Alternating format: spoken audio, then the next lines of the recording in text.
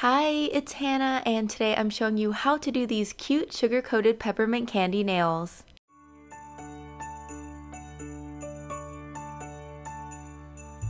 First, apply a base coat to all your nails.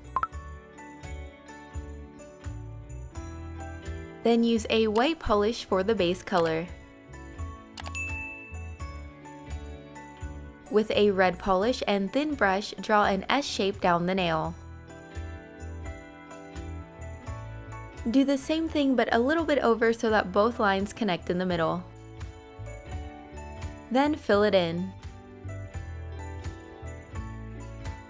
Continue creating the rest of the swirl on each side of the nail, making sure that the outer part fans out more than the middle.